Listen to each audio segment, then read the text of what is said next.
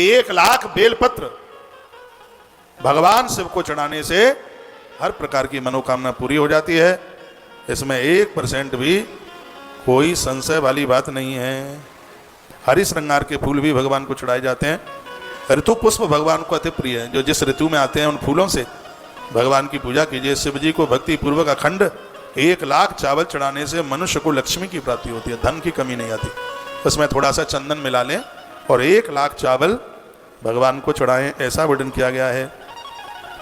चावल की बड़ी महिमा का, तंडुल की महिमा का वर्णन किया गया है। तिल द्वारा भगवान की पूजा, अभी मैं आपको निवेदन कर रहा था, महापातक नष्ट हो जाते हैं। इसी प्रकार से 1,00,000 जौ के बारे में बताया गया। तत्पश्चात ये स्वर्ग को देने वाला है। और इतना ही नहीं है, 1,00,000 गेहूं के द्वारा, जो अभी मैं आपको चर्चा कर रहा था, गेहूं से भगवान की पूजा करने पर उत्तम फल की प्राप्ति होती है। 1,00,000 गेहूं, और ये भगवान के सिर पर चढ़ाया जाता है। 1,00,000 गेहूं भगवान के सिर पर चढ़ाने से संतान की वृद्धि होती है, संतान का अभाव नहीं होता। यह वर्णन किया गया। 50 नंबर का श्लोक है, आप अपने घर में भी देख सकते हैं। द्रोणार्धेन भवलक्षम विधानम विधिपूर्वकम गोधूमान्य तथा पूजा प्रशस्ता शंकर से वही संतति वर्धते। गेहूं भगवान के ऊपर चढ़ाओगे तो संतान की वृद्धि होगी। गेहूं भगवान को चढ़ाओगे तो मृगी जैसे रोग समाप्त हो जाएंगे। यह इसकी बड़ी फलश्रुति है। वर्णन किया गया, मूंग के द्वारा पूजन करने से शिवजी बहुत खुश हो जाते हैं। मूंग के दाने, मूंग के द्वारा भी भगवान का पूजन होता है, इससे हर प्रकार का सुख प्राप्त होता है। वर्णन किया गया, यह भी 1,00,000 की संख्या से पूरा करें, ऐसा पुराणों में वर्णन है। मूंग के द्वारा शिवजी का पूजन करने से और 11 ब्राह्मणों को फिर भोजन कराया जाए। वर्णन किया है कि धर्माक्ष परमात्मा सदाशिव हमेशा हमेशा के लिए अपने भक्त का संग नहीं छोड़ते। ये इतनी बड़ी बात है। 1,00,000 मूंग से पूजन करें और 11 ब्राह्मणों को भोजन करा दें तो भगवान तुम्हारे बॉडी गार्ड बन करके चलेंगे, पाँव में कांटा तक नहीं लगने देंगे। राई के द्वारा शंकर का पूजन करने से शत्रुओं की मृत्यु हो जाती है। वर्णन किया गया, 1,00,000 राई के दानों से भगवान का पूजन करें। सरसों से पूजन करने पर शत्रु की मृत्यु हो जाती है। अरेर और समी की पत्तियों के द्वारा भगवान की पूजा की जाती है तो इससे भगवान अति प्रसन्न हो जाते हैं। जादू टोना टोटका किसी भी प्रकार का प्रभाव चलता नहीं है। और चमेली के फूलों से पूजा करने पर भी भगवान महादेव अपनी कृपा की बरसात कर देते हैं। ऐसा वर्णन। आनंद आ गया आज की कथा में।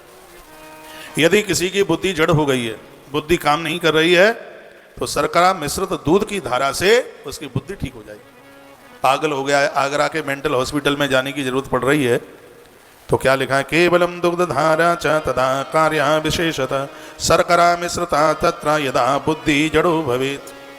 यदि बुद्धि जड़ भी हो गई है, बुद्धि काम नहीं करती, अकल काम नहीं कर रही है, तो मीठे दूध से, दूध में थोड़ी चीनी डालिए, मिश्री डालिए, उसको मीठा कर लीजिए तो उसकी बुद्धि प्रखर हो जाएगी। कितनी हो जाएगी?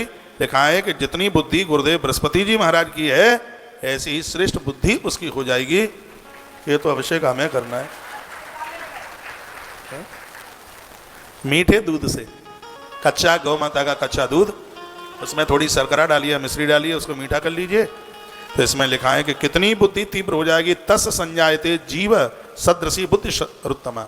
जीव नाम गुरुदेव बृहस्पति का है। जितनी श्रेष्ठ बुद्धि गुरुदेव बृहस्पति जी की है, उतनी ही श्रेष्ठ बुद्धि हो जाएगी। मीठे दूध धारा से भगवान शंकर की पूजा करने का, अभिषेक करने का इतना प्रभाव। जिनके बच्चे पढ़ने में बड़े कमजोर हैं, मटर गश्ती करते हैं, खोपड़ी लगाते ही नहीं पढ़ने में, एक बार करके तो देखिए प्रभाव, कितना प्रभावशाली मंत्र है। श्री शिव महापुराण के रुद्र संहिता के अध्याय नंबर 14 के 14 नंबर के श्लोक में, वो 74 नंबर के श्लोक में, अध्याय नंबर 14 श्लोक नंबर 74, 74 नंबर के श्लोक में लिखा है, केवलम दुग्ध धारा च तदा कार्या विशेषता शर्करा मिश्रिता तत्र यदा बुद्धि जड़ो भवेत्। यदि कच्चे दूध में आपने चीनी डाल करके अभिषेक कर दिया तो जड़ भी बुद्धिमान हो जाएगा। बिल्कुल मूर्ख एक नंबर का गवार, वो भी अकलमंद हो जाएगा,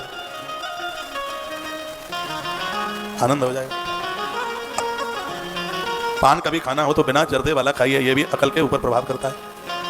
जर्दे वाला नहीं, हम बड़े छोटे छोटे थे तो एक गाना गबता था, खाए के पान बनारस वाला खुल जाए बंद अकल का ताला।